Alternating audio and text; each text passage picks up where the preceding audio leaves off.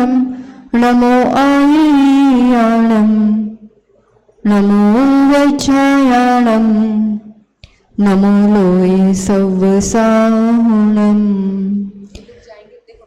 तीन भुवन में सार वीतराग विज्ञानता शिव स्वरूप शिव का नमः त्रियोग संहारिके। पंच परमेष्ठी भगवान की, 24 तीर्थंकर भगवान की, युगश्रेष्ठ तपस्वी सम्राट आचार्य सन्मति सागर जी महाराज की, चतुर्थ पट्टाधीश मेम्बरान गुरु श्रेष्ठ आचार्य सुनील सागर जी गुरुदेव की,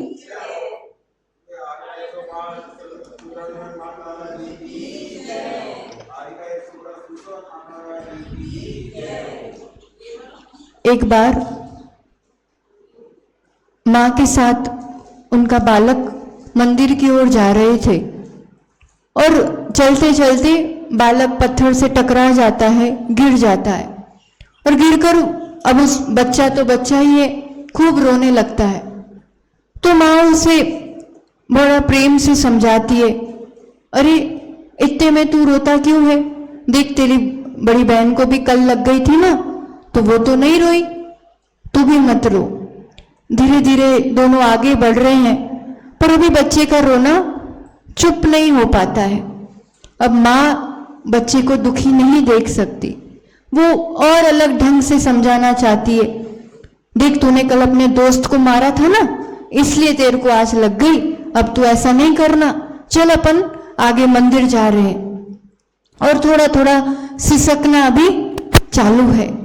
माँ फिर से अपने बच्चे को समझाती है, कहती है देखकर चलता, बिना देखे दौड़े जा रहा था तो लग गई, अब तू देख के चलना तो आगे तेरे को नहीं लगेगी। अभी भी थोड़ा सा मुंह बनाया हुआ है और माँ बड़ा वात्सल्य के साथ उसे समझाते हुए कहती है, तू तो मेरा राजा बेटा है ना, अरे ये तो शरीर को ऊपर से लगी, तेरे को थोड़ी ना कुछ हुआ है। और बच्चा खुश होकर के उछल के माँ के पास आ जाता है। संसार में रोने वाले दुखी प्राणी के लिए माँ जिनवाणी भी इसी ढंग से समझाती है। शैली बदलती जाती है कहने की कि किसी ढंग से किसी रूप से बच्चा मान जाए। सबसे पहले जब माँ ने कहा कि देख तेरी बहन को तो नहीं लगी, वो तो नहीं रोई, तू क्यों रो रहा है, मतलब ये प्रेरणा दी जा रही है। ये प्रथमानुयोग की खतन शैली है, जहां महापुरुषों का जीवन चरित्र से हमारे लिए भी मार्गदर्शन दिया जाता है कि अगर वो कर सकते हैं तो उन परिस्थितियों में हम भी वैसा कर सकते। ये प्रथमानुयोग। दूसरी बार जब माँ ने समझाते हुए कहा, क्या कहा था, क्या कहा था माँ ने? नहीं, तूने अपने दोस्त को मारा था, इसलिए ये कर्णानुयोग की कथन शैली है। अपने परिणामों को संभालो, आप जो किसी के साथ करोगे वही आपके साथ लौट के आने वाला है। कर्म सिद्धांत, जीवों के प्रकार, लोक अलोक की बातें, ये सब कर्णानुयोग में आती है। तीसरी बार माँ ने कहा, किसी रूप से देखो, सभी अनुयोगों का सार बात एक ही है, संसार से वैराग्य हो, अपने स्वरूप की प्राप्ति हो, समता जगे, दुख दूर हो, दुखों से मुक्ति के उपाय ही बताए जाते हैं। तो अब उसका रोना बंद हो तो उसको अलग ढंग से समझाया, तू देख कर चलता। चलने की, आचरण की बात सिखाता है चरणानुयोग। और आखिरी में कुछ भी नहीं समझ में आए तो फिर द्रव्यों के माध्यम से, तत्वों के माध्यम से कि ये तो शरीर को लगी, तेरे को थोड़ी लगी है, तू तो चैतन्य शक्ति आत्मा है। ये द्रव्यानुयोग की खतन शैली है, जहां अध्यात्म से आगम की बात परोसी जाती है। तो चारों अनुयोगों में मां जिनवाणी का सार छिपा हुआ है। और आज हम इस मां जिनवाणी के सार रूप छड़ाला का एक आधार बना के स्वाध्याय प्रारंभ करने वाले हैं। छड़ाला पंडित दौलत राम जी द्वारा रचित एक काव्य ग्रंथ है। वैसे देखा जाए तो जो मूल आचार्यों के ग्रंथ होते हैं वही स्वाध्याय करना चाहिए। वास्तविकता तो यही है, क्योंकि प्रामाणिकता उसी से बनती है। पर फिर भी ये एक ऐसे पंडित हुए जिन्होंने सिर्फ और सिर्फ सच्ची जिनवाणी को ही पढ़ा, उसी का सार यहाँ सरल भाषा में, क्योंकि माँ जिनवाणी प्राकृत और संस्कृत भाषा में होती है, वो सीधी अगर नहीं समझ में आ पाती है तो सीधा सीधा उन्हीं गाथाओं को और उन्हीं पूरी चारों अनुयोग को ऐसा समझ लो पूरा निचोड़ करके सरल हिंदी भाषा में यहाँ पर समझाने का प्रयास किया है। पंडित दौलत राम जी आप लोगों की तरह एक गृहस्थ ही थे, पर गृहस्थ में रह के व्यापार करते हुए भी सभी ग्रंथों का अध्ययन किया, खुद मानो उसे चबाया और वो चबा करके फिर उसको अपने लेखन के माध्यम से प्रस्तुत किया। छठालक को मतलब उसकी तुलना में और दूसरा ग्रंथ नहीं आता है। प्राय करके जब कहते हैं कि बिगिनर्स के लिए, स्टार्टर्स के लिए या पूरा सार समझने के लिए कौन सा ग्रंथ पढ़ना चाहिए, तो फिर ये छठाला बताया जाता है। ढाल क्या काम करती है? ढाल क्या काम करती है? सुरक्षा। जो वार होने वाले हैं उससे हमारी सुरक्षा करती है। तो ऐसे ही संसार में कर्मों की मार होगी, परिस्थितियों की मार तो होगी, पर अब उनमें हम कैसे अपने आप को सुरक्षित रख पाए, ये पूरे उपाय यहाँ पर बताए गए हैं। तो आज हम थोड़ी सी शुरुआत करते हुए पूरा क्रमिक रूप से और बहुत सुंदर ढंग से यहाँ पर पूरा वर्णन किया गया है। हम मंगलाचरण से प्रारंभ, कोई भी ग्रंथ का प्रारंभ मंगलाचरण से होता है, नमस्कार से होता है। हम सद्बुद्धि और शक्ति प्रदान करें कि हम मां जिनवाणी की बातों को सही रूप से परोस पाए। इसमें मंगलाचरण प्रारंभ करके कौन कौन ऐसे हैं जो एकदम पहली बार छड़ाला कर रहे हैं? 1 2, ठीक है, अभी तक नहीं हुई है ना छड़ाला? अच्छा, ठीक है, तो फिर उसी ढंग से लेने का प्रयास करेंगे।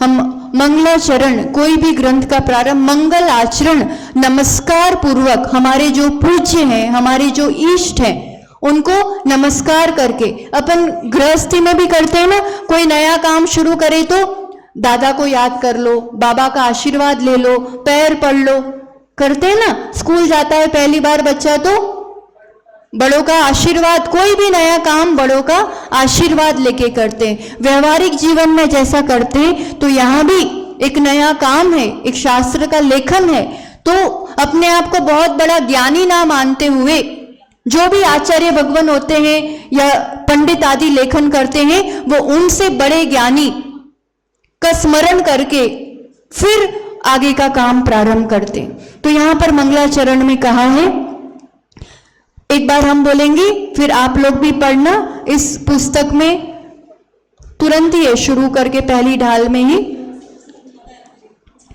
3 भुवन में सार, हाथ जोड़ के सभी बोलेंगे एक साथ, अभी आपस में बातें नहीं, हाथ जोड़ के सभी, 3 भुवन में सार, बोलो,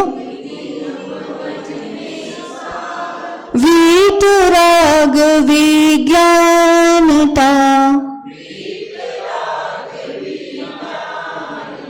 शिव स्वरूप शिवकार, नमो त्रियोग संहारिके। नमस्कार किसे किया है? यहाँ वीतराग विज्ञान, विज्ञान यानी विशेष ज्ञान, और यहाँ वो ज्ञान कैसा है? वीतराग ज्ञान, मतलब पूर्ण रूप से राग द्वेष खत्म होने के बाद जो केवल ज्ञान है, संपूर्ण ज्ञान है, उसको यहाँ केवल ज्ञान को नमस्कार किया गया है। और पूरे 3 भुवन में, 3 भुवन कौन कौन से हैं? 3 लोक, अधोलोक, मध्यलोक और ऊर्ध्वलोक, यानी पूरे लोक में जहां जीव रहते हैं, उस पूरे लोक में सारभूत चीज, एसेंस जो हम कहते हैं, दूध का सार क्या होता है? घी, जिसके बाद आगे कोई और स्वरूप नहीं होता है। वैसे ही पूरे भवन में आप पूरा मंथन कर लो, और मंथन करके कोई सारभूत चीज अगर है तो वो है केवल ज्ञान, वीतराग, विज्ञान। और वो ज्ञान कैसा है? शिव स्वरूप, आनंद स्वरूप है। शिवकार आनंद को, सुख को देने वाला है। तो ऐसा वीतराग विज्ञान जो आनंद स्वरूप है, जो सुख को देने वाला है, जो दुखों से मुक्ति दिलाने वाला है, ऐसा जिनवाणी कहो, केवल ज्ञान कहो, वीतराग विज्ञान कहो। किसे नमस्कार किया है यहाँ पर? केवल ज्ञान या वीतराग विज्ञान। और कैसे नमस्कार करना है? बहुत बहुत महत्वपूर्ण पंक्ति है। नमः त्रियोग संहारी के। कैसे नमस्कार करना है? 3 योग। अब योग कौन कौन से होते हैं? मन, वचन, काय। तीनों योग को संभार के, सावधानी से, एकाग्रता से, तीनों को मिलाकर ये बड़ा कठिन हो जाता है। देह से तो नमस्कार, अब तो आजकल देह से भी पूरा नमस्कार नहीं रहा। खैर, खड़े खड़े अटेंशन में नमस्कार होता है, झुकना भी, पर जो झुकता नहीं है वो पाता भी नहीं है। खैर, विषयांतर थोड़ा हो रहा है, पर फिर भी समझाना चाहेंगे। नमस्कार के पीछे पूरा विज्ञान भी होता है। देह से जब आप नमस्कार करते हो, है ना, महिला वर्ग होती है वो गवासन से पंचांग नमस्कार करते हैं, पुरुष वर्ग पूरा अष्टांग नमस्कार करते हैं। जब आप नमस्कार करते हो, पृथ्वी से जुड़ते हो, तो हमारे शरीर में कुछ ऐसे एनर्जी रिसीविंग पॉइंट्स होते हैं जो एनर्जी ग्रहण करते हैं, ऊर्जा को। कौन कौन से होते हैं? एक तो ये भाग, फिर फोरहेड जो ज्ञान केंद्र, ये, और पीठ, रज्जु जो स्पाइनल कॉर्ड, ये वाला जो पार्ट होता है। तो आप पूरा झुकोगे तब तो ये सब पार्ट ये जमीन पे लगेगा, या गुरु के चरणों पे लगता है, भगवान के चरणों में लगता है। तो जो ऊर्जा स्त्रोत्र है, ऊर्जा स्त्रोत्र है देव गुरु, है ना, जिनको हम पंच परमेष्ठी जिन्हें नमस्कार करते हैं, वो तो पावर हाउस है जहां से ऊर्जा रिलीज होती है। ऊर्जा रिलीजिंग के भी 3 पॉइंट्स होते हैं, आंखें, हाथ और पांव के अंगूठे, है ना। तो आशीर्वाद प्राय ऐसे मिल जाता है तो हम खुश हो जाते हैं, दृष्टि भी पड़ जाती है तो हमें लगता है निहाल हो गए, क्योंकि ये ऊर्जा, मैक्सिमम ऊर्जा आंखों से जाती है, हाथ से जाती है और पांव से, इसलिए चरण स्पर्श करने का कहते हैं। तो नमस्कार करेंगे, पूरा झुकेंगे, तब तो इन सब पार्ट्स को एनर्जी मिलेगी।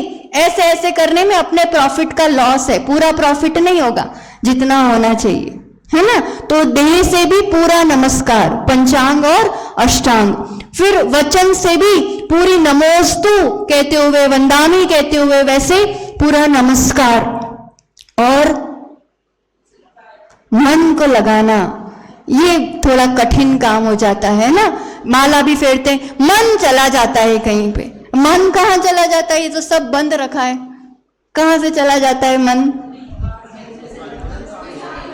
देह को तो फिर भी बिठा के रख लो, पर मन, और मन जब तक नहीं जुड़ता है वो पूरा कनेक्शन होता ही नहीं है। मन वचन काया तीनों एक रूप से होंगे, एकाग्र होंगे, तब तो वो लाइन क्लियर होगी, तब तो कनेक्शन होगा, चाहे भगवान हो चाहे गुरु हो। मन नहीं जुड़ेगा, पूरा कनेक्शन हो ही नहीं सकता, बिजी आ जाएगा, नेटवर्क बिजी, क्योंकि ये बिजी है। नेटवर्क बिजी आएगा तो कनेक्शन नहीं होगा, कनेक्शन होगा, हम इतनी देर मंदिर में बैठ के आए, कोई मतलब ही नहीं निकला, ऐसा हो जाता है फिर। तो मन को भी जोड़ के रखना, और उसके लिए सीधा सा तरीका है, हमने तन को बिठा दिया है, वचन को भी कोई काम दे दिया है कि तुम्हें ये बोलना है, पर मन को हमने इंस्ट्रक्ट ही नहीं किया है। मन को हमने कहा ही नहीं है कि तुम्हें अभी ये काम करना है, तुम्हें और कहीं नहीं जाना है, तुम्हें और कुछ नहीं करना है। जैसे बच्चों को बिठा के अभी ये इतनी देर ये करना है, बच्चों को कैसे कह के बिठाते हैं, ऐसे बच्चे जैसे ही मन होता है, मन को टैकल करना पड़ता है, मन को कह के बैठो, तो अधिकतम जो डाइवर्ट होता है उससे तो बच ही जाएंगे। फिर वापस उधम करे बच्चे की तरह, अभी बोला था ना आधे घंटे बैठना है, बैठो चुपचाप, फिर से कह दो उसे 15 मिनट्स मैं यही काम करने वाली हूं, बाकी कोई कॉल आएगा, कुछ आएगा, कुछ भी मैं रिसीव करने वाली। तो ऐसा मन को कह के त्रियोग संहारी के, तीनों योग से हम नमस्कार कर रहे हैं, और फिर नमस्कार करते हैं तो चमत्कार होते हैं, हमारे भीतर वो गुण प्रकट होने लगते हैं। यह व्यक्ति विशेष को नमस्कार नहीं है, या उन गुणों को नमस्कार है, उस केवल ज्ञान को नमस्कार है। जिनके पास ये गुण है, अपने आप उन केवल ज्ञानियों के लिए, उन सर्वज्ञ परमेष्ठी के लिए नमस्कार हो गया। और नमस्कार करेंगे तो हमारे भीतर भी वो सम्यक ज्ञान की शक्ति, वो शोभशम बढ़ता है। आगे अब प्रारंभ करते हुए यहां पर कह रहे हैं मूलभूत बात, जी त्रिभुवन में जीव अनंत,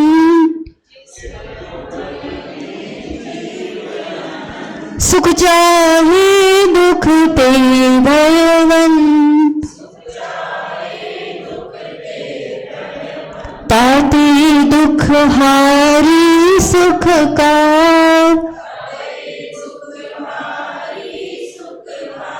कहीं सीख गुरु करुणाधार।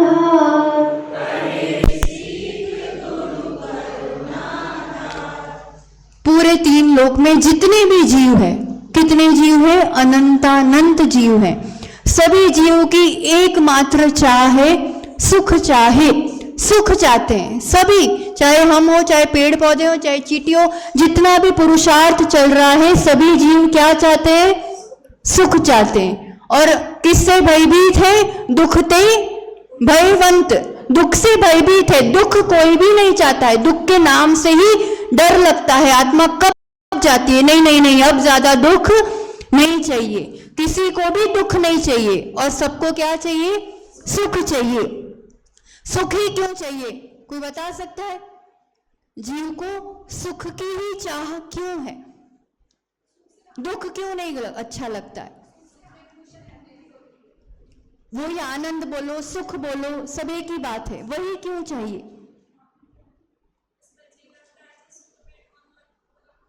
वही बात है, उसमें ही मन क्यों लगता है, वही अच्छा क्यों लगता है, उसी की प्यास क्यों है, उसी की चाह क्यों है? देखो, सुख की चाह है, अभी चाहिए, चाहिए मतलब अभी पूरा है नहीं है, इतना तो पक्का हुआ, अभी पूरा होता तो चाह होती नहीं ना, मांग होती नहीं। अभी वो वांटिंग लिस्ट में है कि अभी सुख चाहिए। अभी सुख ही क्यों चाहिए? समझो, जैसे अभी बताया, जैसे अभी गर्मी का समय है और सीधा अनुभव होता है, प्यास लगती है ना, प्यास लगती है, पानी चाहिए, लगता है ना, बस पानी चाहिए। पानी क्यों चाहिए? क्योंकि ये जो शरीर है वो पानी से बना हुआ है, 70% लगभग वो पानी से बना है, ठीक है? तो वो उसी से बना हुआ है। और अब जब वो वाटर लेवल डाउन जाता है तो उसको लगता है कि चाहिए। समझ में आ रही है? कोई वही चीज हमें चाहिए या वही चीज हमें अच्छी लगती है जो मेरी अपनी है। ये आत्मा का अपना खुद का ही प्रॉपर्टी है, खुद की संपदा है, सुख, शांति, आनंद, प्रेम। पर अभी उसकी कमी जब महसूस होती है तो लगता है कि चाहिए। और अभी तक चाह पूरी नहीं हुई, क्योंकि वो कहाँ है वो पता नहीं है। वो जहां है उस तरफ दृष्टि नहीं है, लापता की तरह घूम रहे हैं कि यहां मिल जाएगा, अब मिल जाएगा, अब हो जाएगा। पर वो वास्तव में मेरी अपनी चीज है और खुद की चीज है, खुद की संपदा है, इसलिए अच्छा लगता है हमें। जो भी अच्छा लगता है, आप देखना, जो भी हमें सफाई, पवित्रता अच्छी लगती है क्योंकि वो स्वभाव है। हमें ऊपर जाना अच्छा लगता है ना, नीचे जाना क्योंकि वो मेरा स्वभाव है। जीतना अच्छा लगता है क्योंकि ये सब चीजें मेरी अपने गुण है, मेरी संपदा है। अभी कमी लग रही है, और वो कमी क्यों लग रही है, वो कैसे पूरी होगी, वो चाह वाली लिस्ट, वो चीज सब यहाँ बताई जाएगी। सबसे पहले शुरू किया है कि कोई भी जीव की चाह सुख है, दुख नहीं चाहिए उसे। और वो इसीलिए यहाँ पर जो दुखहारी सुखकार, दुख का हरण करने वाले, सुख को देने वाले ऐसे गुरुवर हमारे लिए यहाँ पर सीख देंगे। करुणावान, गुरुओं की कृपा है, गुरुओं की करुणा है, वो अपने साधना में से समय निकाल करके हमारे लिए उपदेश देते, हमारे लिए मार्गदर्शन देते। तीर्थंकर प्रभु में करुणा रही तो उन्होंने देशना से, उपदेश से हमारे लिए मार्ग बताया। अभी तीर्थंकर नहीं है, पर फिर भी गुरुओं की कृपा है कि उन्होंने स्वयं वो ज्ञान प्राप्त किया और हमारे लिए सुख का मार्ग बताया। गुरु नहीं होते तो आज के समय में सुख का मार्ग संभव ही नहीं था। इसलिए यहाँ कह रहे हैं कि दुख का हरण करने वाले, सुख को देने वाले, ऐसी सीख कौन देंगे? गुरु देंगे। पंडित खुद अपना नाम नहीं ले रहे, खुद अपनी बड़ाई नहीं कर रहे, वो कह रहे हैं कि गुरुओं से जो आया है, वो करुणावान गुरु जो कह रहे हैं वो यहाँ पर कहेंगे। इसलिए अब जो कहने वाले हैं, अब कान खोल के, कान खुले हैं कि बंद है? भगवान ने खुले ही दिए हैं कान। आंखें बंद हो सकती है, मुंह बंद हो सकता है, कान बंद करके बताओ। प्रकृति की देन बहुत गजब की है। ज्यादा से ज्यादा सुनो, कम बोलो, कम देखो, कम खाओ। अब हमारा उल्टा चलता है प्रकृति के नियम से, तो वो कुछ नहीं कर सकते कि ज्यादा खाते, ज्यादा बोलते, कम सुनते, सुनाना पसंद आता है ना। पर कल्याण कैसे होगा? तो कह रहे हैं, ताही सुनो बवी मन फिर आन, ताही सुनो जो चाहो अपनो कल्याण। बहुत गजब की पंक्तियां हैं, बहुत सारभूत। अपना कल्याण चाहते हो, जो चाहो अपना कल्याण। अपना कल्याण चाहते हो कि नहीं चाहते हो? पहले तो ये इंपॉर्टेंट है कि मुझे अपने कल्याण की भावना हो। दुनिया ऐसे ही घूम रही है, कितनों को पड़ी है कि मेरा कल्याण हो, मेरा हित हो। तो अपना कल्याण चाहते हो तो उसके लिए है जरूरी सुनो। क्या जरूरी है? सुनना जरूरी है। भवि मन थिर आन, मन को एकाग्र करके अब विशुद्धि के साथ सुनो। सुनने वालों का ही कल्याण हुआ है। श्रवण करने वाला श्रावक कहलाता है, और वो श्रावक ही सुन के श्रद्धा से, विवेक से क्रिया करता है। भगवान महावीर ने भी तो शेर की पर्याय में सुना, सुन के सम्यक दर्शन हुआ और आगे मार्ग प्रशस्त हुआ। किन्हीं का भी जीवन उठाकर देख लो, गुरु वाणी, गुरु देशना को सुने बिना किसी का भी कल्याण नहीं हुआ है। इसलिए क्या कहा? संगी पंचेंद्रिय जीव ही कल्याण कर सकता है और वही सुन सकता है। जो चीजें मिली है उसका सदुपयोग करो। अगर सदुपयोग नहीं करेंगे तो आगे नहीं मिलेगा। आप बच्चों के लिए कीमती खिलौना, मोबाइल, कुछ भी लाके दिया, उसने दूसरे तीसरे दिन तोड़ के या खो दिया। अब वो कहे नहीं, मुझे तो अभी के अभी दूसरा चाहिए, लाके दोगे? दोगे? क्यों? जो तुम्हें मिला उसको तुम्हें उपयोग करना, सुरक्षा करना नहीं आया। अब आप व्यवहार में ऐसा करोगे, प्रकृति भी यही करती है। तुम्हें जो मिला है तुम उसका राइट यूज नहीं करोगे तो आगे वो मिलने वाला जिनवाणी सुनो। जिनवाणी सुन के इन कर्ण इंद्रियों की सार्थकता है और कल्याण होता है। इसलिए यहां कहा है सुनो, क्योंकि अब तक क्या किया है? मोह महामद पियो अनादि, भूल आपको भरमतवादी।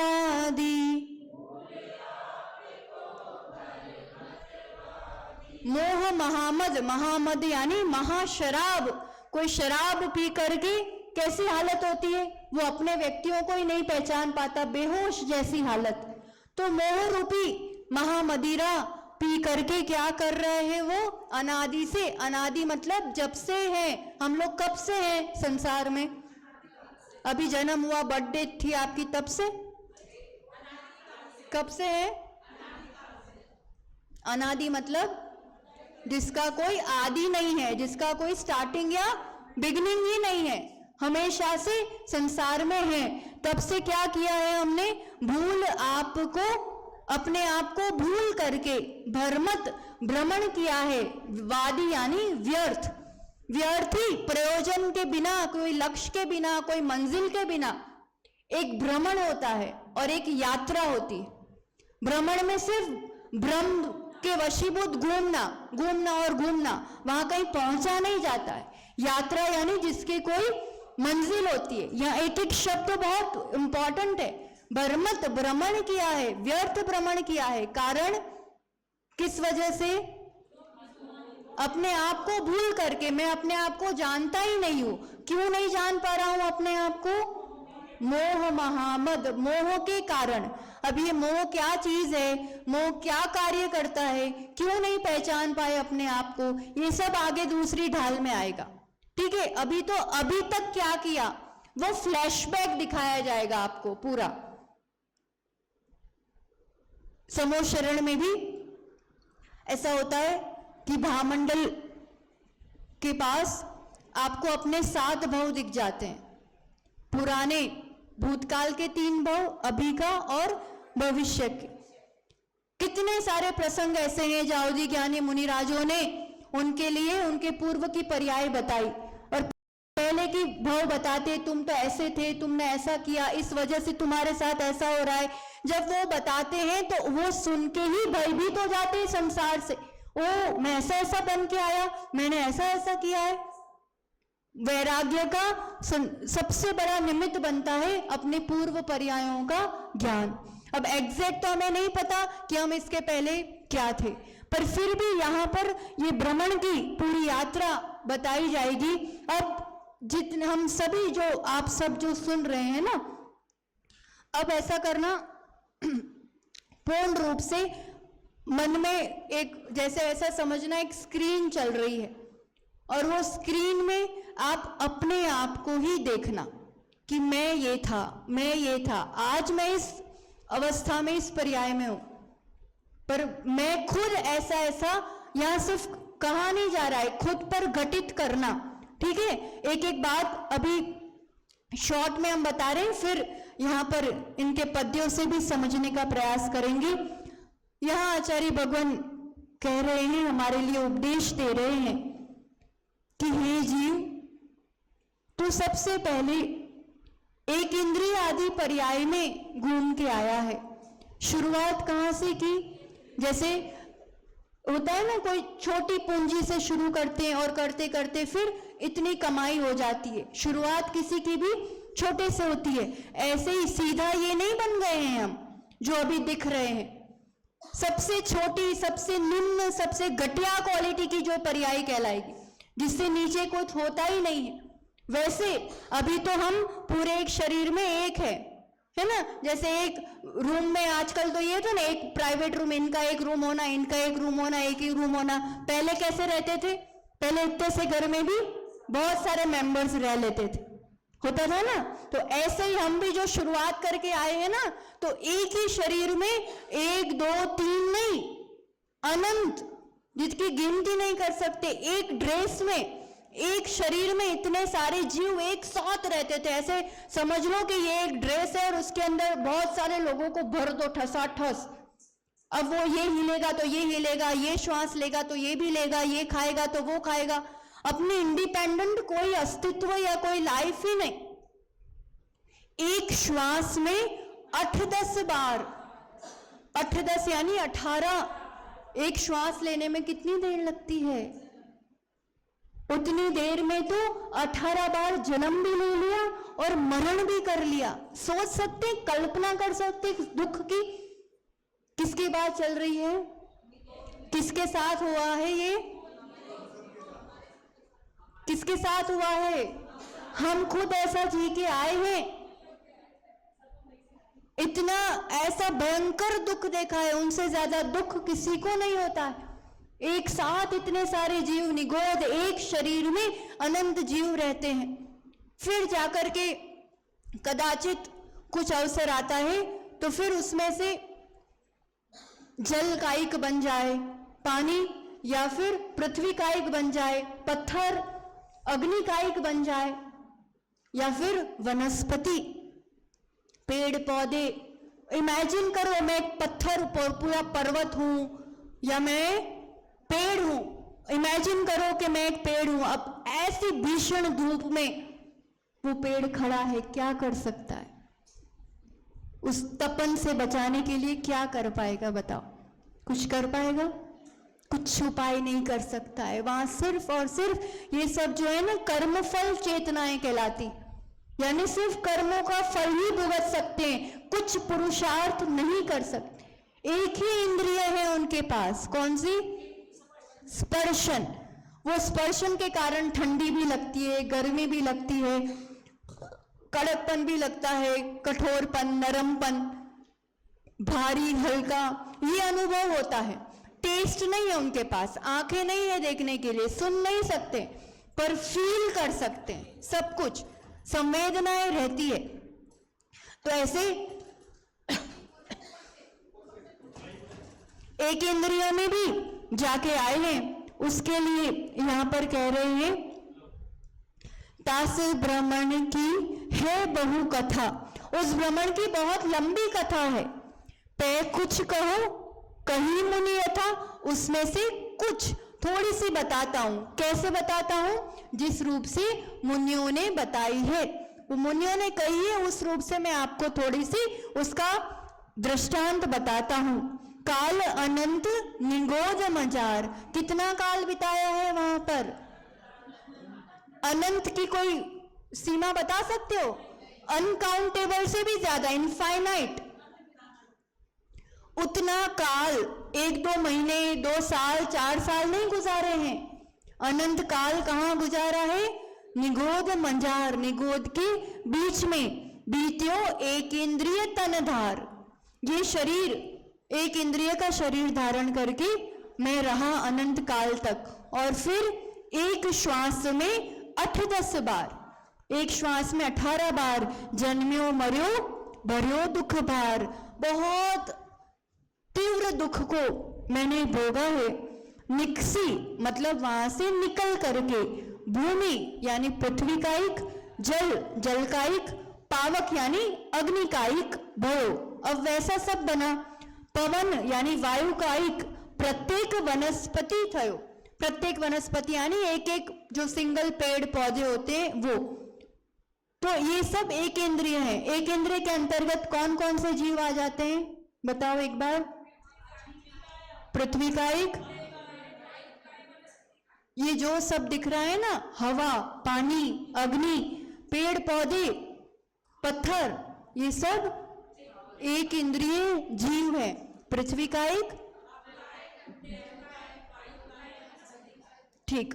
तो ये स्थावर, स्थावर क्योंकि स्थिर रहते, ये ज्यादा हलन चलन नहीं कर सकते, तो ये एक इंद्रिय वाले स्थावर जीव हैं। ये 5 प्रकार के, जितने भी प्रकार के हैं, उसमें जितनी वैरायटी है, सब प्रकार की वैरायटी हमने धारण कर चुके, हम वो जी चुके हैं, वो भोग के आ चुके हैं। ऐसा समझो कि ये तो ऐसा मार्केट है, जैसे मार्केट में जाते हो ना, चांदनी चौक में, सरोजिनी मार्केट में, कहाँ कहाँ जाते आप लोग? कहाँ जाते हैं? और फिर वहां इतने सारे ढेर होता है ना कपड़ों का, फिर ये उठाते ये उठाते ये उठाते। अब आप वो भी होता है तो फिर खान मार्केट भी होता है। अब कोई वहां जा सकता है, कोई वहां कौन खरीद सकता है और यहां कौन खरीद सकता है?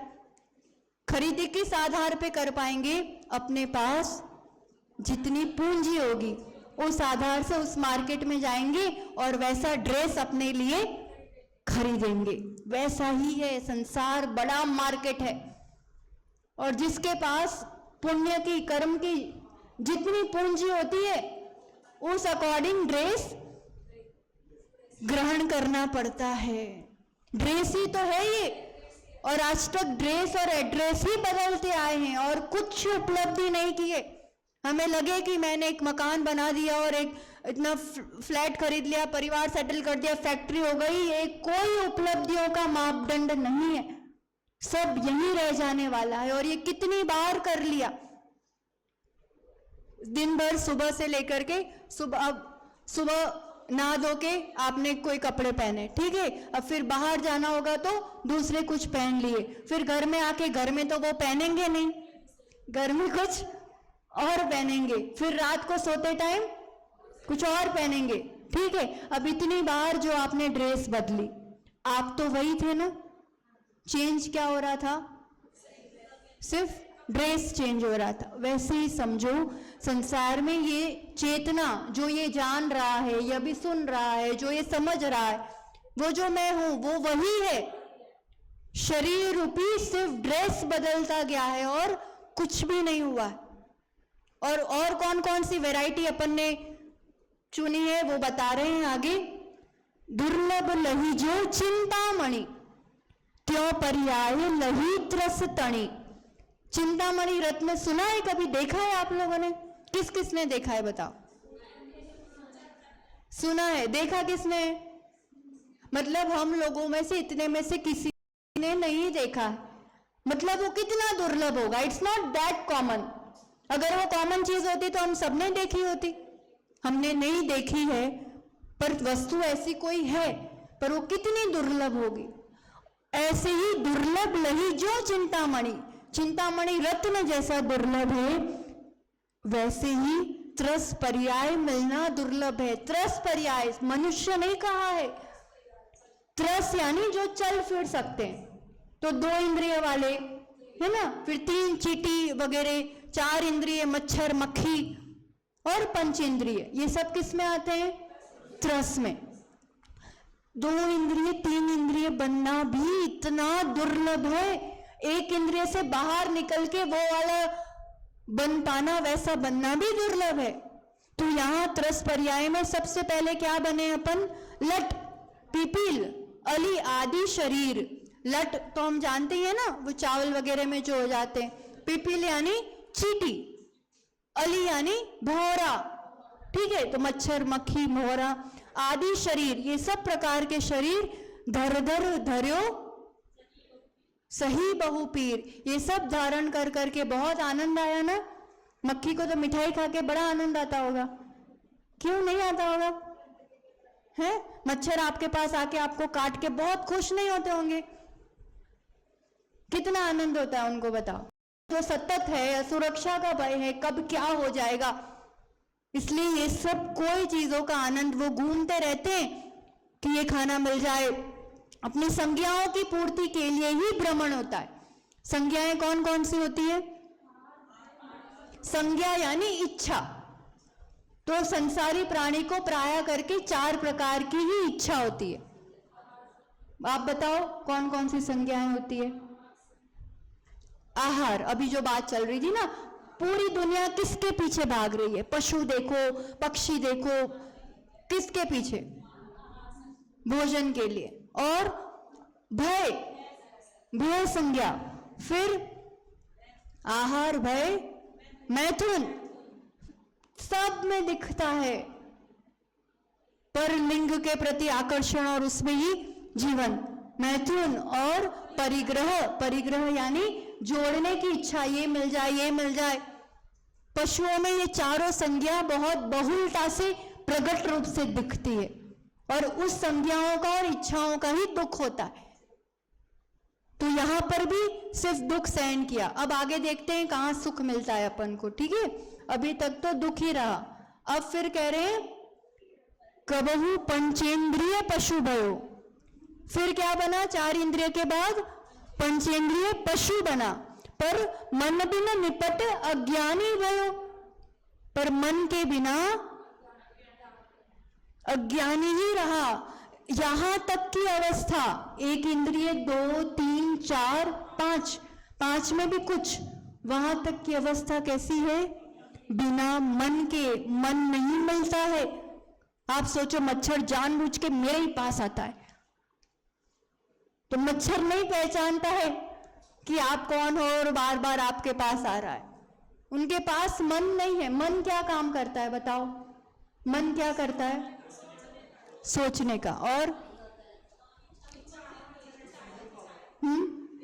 इच्छाएं, परिणाम तो सबके होते हैं। मन इच्छा करता है ऐसा नहीं, सोचना, विचारना, और डिसीजन मेकिंग, हित अहित का विचार, सही गलत का विचार, है ना। और मन की परिभाषा जब आती है, जो आलाप को ग्रहण करे, शिक्षा को ग्रहण करे। आलाप यानी नाम सुन, नाम वगैरह जो बुलाते हो ना, अब कुत्ते को भी नाम से बुलाओ, गाय को भी नाम से बुलाओ, पहचान जाता है मुझे बुला रहे। वो मन वाले जीव ही कर पाते। आप मक्खी के और मच्छर के नाम नहीं रख सकते, उसको वो नहीं पहचान पाएंगे। नाम, आलाप, शिक्षा आप ट्रेन कर सकते हो। मन वाले जीव को ही आप ट्रेनिंग दे सकते हो, शिक्षा दे सकते हो, वो कुछ सीख सकते। बिना मन वाले जीव कोई चीज सीख नहीं सकते।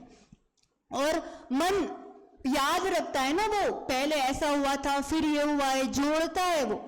संगी क्यों कहते हैं मन वाले जीव को, कोई बता सकता है? संगी ऐसा क्यों कहते हैं?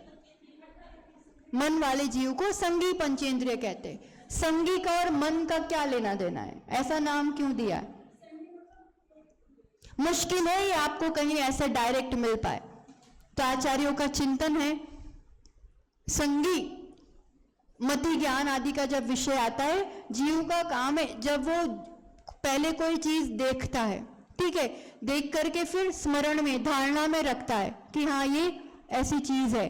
फिर दोबारा जब वो दिखती है, हाँ ये तो वही है, तो ये जो जोड़ रूप ज्ञान कहते हैं, पहले बताया हुआ, सिखाया हुआ और आगे फिर हाँ ये तो वही है, ये मन वाले जीव ही कर पाते हैं। जो पहले देखा और अभी जोड़ा कि ये वही है, उसे संज्ञा कहा जाता है। क्या कहा जाता है? संज्ञा। और ये संज्ञा करने वाले मन वाले ही कर पाते हैं, इसलिए उन्हें संगी कहा जाता है। बिना मन वाले, जैसे चींटी है यहाँ पे, ठीक है, अब वो पानी के पास आ रही है, अब वो पानी दिखेगा मुड़ जाएगी, ठीक है, अब वापस वो चल के वहीं आएगी, उसे ये ध्यान नहीं रहेगा कि मैं अभी इस तरफ गई थी तो वहां आग थी, पानी थी, मैं मुड़ जाऊं, वो वापस उस तरफ आएगी। पर इसी जगह गाय होगा, कुत्ता होगा, अगर वो उस तरफ गया है, वहां झाड़ी है या वहां कोई डर है, उसे ध्यान रहेगा इस रास्ते में यहाँ ऐसा है, वो वापस। समझ में आ रहा है मन क्या काम करता है? तो 4 इंद्रिय तक, 5 इंद्रिय तक तो सिर्फ घूमते रहे बिना मन के, अज्ञानवश। 5 इंद्रियों में जो 5 इंद्रिय वाले हैं, ये कुत्ते, बिल्ली, चूहा, शेर, हाथी, इन सबके होते हैं। देखो 4 इंद्रिय तक तो 100% नहीं होता है किसी के भी पास मन। कितनी दुखदाई अवस्था, सोचो मैं कहां जा रहा हूं, मैं क्या कर रहा हूं, मुझे क्या मिलेगा, कुछ समझ नहीं है, बस जन्म ले रहे, घूम रहे, कब मरण हो जाएगा पता नहीं, ड्रेस चेंज हो जाएगी, फिर वापस घूम रहे, कब ड्रेस चेंज हो जाएगी, ऐसे ही अनंत काल बीत गया। और फिर पंचेंद्रिय बने, बिना मन के बने, और मान लो मन वाले भी बने, सिंहादिक सैनी है क्रूर। अब सिंह आदि बने, शेर बने, बाघ बने, क्रूर प्राणी बने, तो क्या किया उस पर्याय में हमने? निबल पशु, निबल पशु हति खाए भूर। निबल यानी जिनके पास बल नहीं है, छोटे छोटे प्राणियों को खाया, और क्या किया पूरा जिंदगी? यही तो किया। अब फिर क्या होता है इसके रिटर्न में? अभी आप बलवान हो तो आपने कमजोर को खाया, फिर आप खुद कमजोर बनोगे और कोई बलवान आपको आकर के खाएगा। ये टिट फॉर टैट, ये रिटर्न जो किया वो मिला, फिर वापस किया, यही तो चलता आ रहा है। तो वही कह रहे हैं, कबहू आप भयो बलहीन, फिर आप खुद कमजोर बने, तो सबलनी करी खायो अति दीन। तो जो सबल थे, जो खुद बलशाली थे, वो आपको खा गए और आप अति दीन, एकदम लाचार, क्या कर पाओगे ऐसे में? कुछ नहीं कर पाते। वो कत्ल खाने में यूं गायों को ले जाया जाता है, हालत उनकी अवस्था देखो, लाचार, मजबूर, क्या कर पाएंगे? तो ऐसी हालत बनती है। छेदन भेदन भूख प्यास, ये जो अभी वर्णन चल रहा है ना, ये दुख स्पष्ट दिखता है। तिर्यंचों का दुख तो दिखता ही है ना, भार वहन करना पड़ रहा है, छेदन भेदन हो रहा है, भूख से, प्यास से, ऐसी गर्मी में देखो पशुओं की हालत, प्यास से ऐसी तड़प, भूख से ऐसी तड़प होती है, और भार वहन, हिम आतप त्रास, हिम यानी ठंडी, आतप यानी गर्मी, ठंडी गर्मी का दुख, भार वहन का दुख, छेदन भेदन का दुख, भूख प्यास का दुख, दुख ही तो है। और कितने ही कुत्ते आजकल घरों में रखने लगे और पूरी फैसिलिटीज देने लगे, हो सकता है थोड़ा बहुत उनको दैहिक सुख या खाना पीना वगैरह संभल जाए, पर फिर भी उनके दुखों का भी कोई अंत नहीं होता है। तिर्यंच पर्याय में कहीं भी सुख नहीं है। अभी तक एक पर्याय पूरी की हमने, आगे और वर्णन आएगा इसमें दूसरी गतियों का, दूसरे पर्यायों का, वो और समझने का प्रयास करेंगे। तिर्यंच गति का दुख स्पष्ट सामने है और ऐसा हम सब बन के आए हुए। इमेजिन कर सकते हैं अपने आप को, इमेजिन कर सकते, 2 मिनट 5 मिनट करके देखो, रोंगटे खड़े हो जाएंगे, कप जाएंगे कि वो ऐसा दुख देख के आया हूं, मैं ऐसा बन के आया हूं। फिर ये जब होता है ना, फिर पाप नहीं हो पाता है, अगेन नहीं लगता है। एक बार अगर बच जाओ किसी चीज से और मुश्किल से निकल आओ, नहीं अब तो भूल से भी नहीं जाऊंगा, ऐसा लगता है कि नहीं लगता है? ये दुख क्यों सुनाया जा रहा है? हमारा ये फ्लैशबैक था, इट वॉज आवर, अपनी आत्मकथा चल रही थी, है ना। ये आत्मकथा से ये लेसन है कि इतना तो पक्का है कि वहां जाना है कि नहीं जाना है, जाना है कि नहीं जाना है, नहीं जाना है पक्का। वहां कौन जाता है, कौन जाता है? ऐसे में पाप पर्याय है ये, तो बहुत कुटिलता, मायाचारी, अपनी संज्ञाओं की पूर्ति के लिए कुछ भी किसी को दुख देंगे तो हमारे लिए भी दुख आएगा। सुबह से शाम तक की प्रतिक्रियाओं में देख लेना, हम जैनी कहते हैं अपने आप को, पर जैनी जीवन शैली कितनी अपना पाते हैं वो सोचने की बात है। आगे वर्णन आएगा, अभी तो हम इतने से फ्लैट के लिए करोड़ों रुपए देने पड़ते, आगे बताएंगे। इतना बड़ा भारत है ना, पूरा भारत, उतना बड़ा एक फ्लैट बिल्कुल फ्री में, इतना बड़ा फ्लैट मिल जाएगा। चाहिए? वहां बुकिंग कराना है, वहां जैसे ही आप एंटर करोगे ना, जन्म लोगे और वेलकम, इतना जबरदस्त वेलकम होता है वहां पर। जैसे ही पांव रखते हैं तो ऐसा दर्द होता है जैसे हजारों बिच्छुओं ने डसा हो। कैसा? एक बिच्छू डसे ना तो हालत खस्ता हो जाती है, वैसा दर्द कि इतने बिच्छुओं ने डस लिया हो। फिर वो धीरे धीरे आगे बढ़ेगा, अब कदम तो कहीं तो रखना ही पड़ेगा, हवा में तो नहीं रह सकते, जब जब कदम रखेगा ऐसा, और फिर आगे बढ़ता जाएगा। अब उसको नदी दिखाई देगी, ओ यहाँ तो थोड़ा राहत मिल जाएगी, नदी किनारा वाटर पार्क है ना, तो उसको भी वो वाटर पार्क दिखाई देता है, तो उसको लगता है यहाँ शांति मिलेगी। पर वहां जाके जैसे ही देखता है तो लहू की, कीड़ों की वैसी नदी बहती है और दुख। फिर आगे बढ़ता है, अब कहीं सुख मिलेगा, अब मिलेगा, पेड़ की छाया दिखती है, चलो अब तो यहाँ मैं शांति से बैठूंगा। और जैसे ही वहां बैठता है और ऊपर पेड़ से पूरी तलवार गिरती है, चूर चूर हो जाते हैं। वहां इतने सारे मित्र होते हैं कि जैसे यहाँ बर्थडे बॉम्ब्स देते हैं ना, फ्रेंड्स बर्थडे बॉम्ब्स देते कि नहीं, ऐसे बर्थडे बॉम्ब्स वहां बहुत मिलते हैं, तुम आओ, वेलकम करते हैं खूब।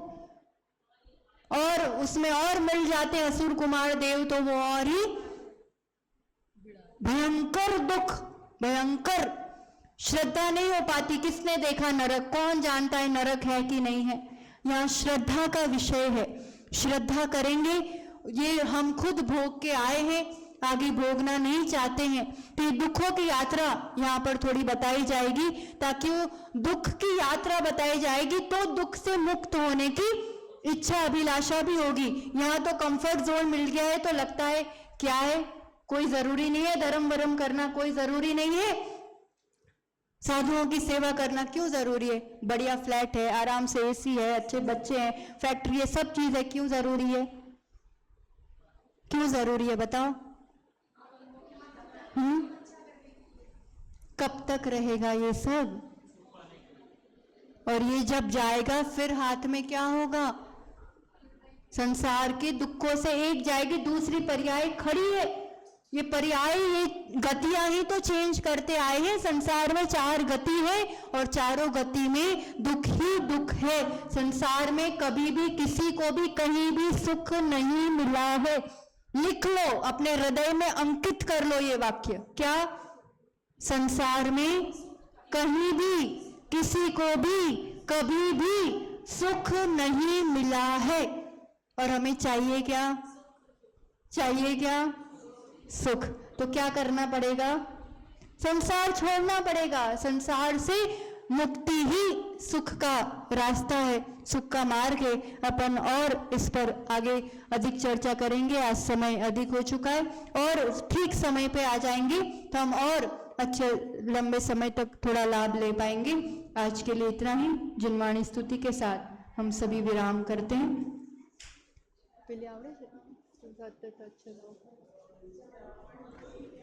जिनवाणी के ज्ञान से सूझे लोकालो, सो वाणी मस्तक नमो सदा दे तो दो। हे जिनवाणी भारती तो हे जपो दिन रैन, जो तेरी शरणा गहे। 9 बार नमोकार।